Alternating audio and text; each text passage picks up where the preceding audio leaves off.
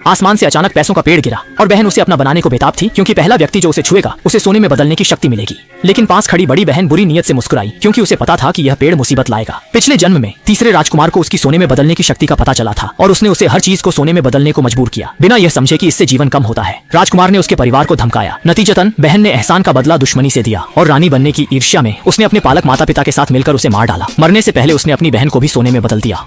शायद भगवान ने उसकी हालत पर दया की और उसी दिन उसे पुनर्जन्म दिया जब उसने पैसे दे। एक दिन उसने बहन को पैसे के पेड़ को छूने दिया और तीसरे राजकुमार को बताया। तब उसे समझ आया कि बहन भी महत्वपूर्ण है। जब तीसरे राजकुमार ने देखा कि बहन पत्थर को सोने में बदल सकती है तो उसने तुरंत उससे सगाई करने का निर्णय लिया। आपने इसे बिना सोचे समझे इस्तेमाल किया। पत्थर को सोने में बदलने की क्षमता का उपयोग बस एक दिन किया। हर जगह धब्बे दिखने लगे थे। इस बीच सम्राट 3 लाख की राहत राशि जुटा रहे थे और तीसरे राजकुमार ने इसे अवसर समझा। उन्होंने तुरंत सैन्य आदेश जारी किया कि 3 दिनों में 3 लाख चांदी के सिक्के इकट्ठा करेंगे। फिर वह अपनी बहन के पास गए और यह बात बताई। उन्होंने लोगों को आदेश दिया कि 300 ईंटें उनके सामने रखी जाएं ताकि वह उन्हें जल्दी सोने में बदल सके। शुरुआत में बहन को कुछ महसूस नहीं हुआ, लेकिन जैसे जैसे आगे बढ़ी वह अचानक बूढ़ी हो गई। बस धोखा ही रह गया। सच में इसकी कीमत चुकानी पड़ेगी। सब लोग मुझे फंसा रहे हैं।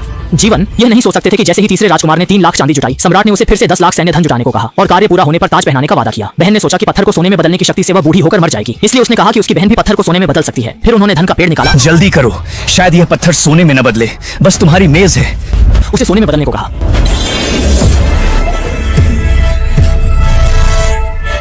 नेक्स्ट पार्ट के लिए लाइक करके सब्सक्राइब कर लो और कमेंट में लाल वाला दिल भेज दो।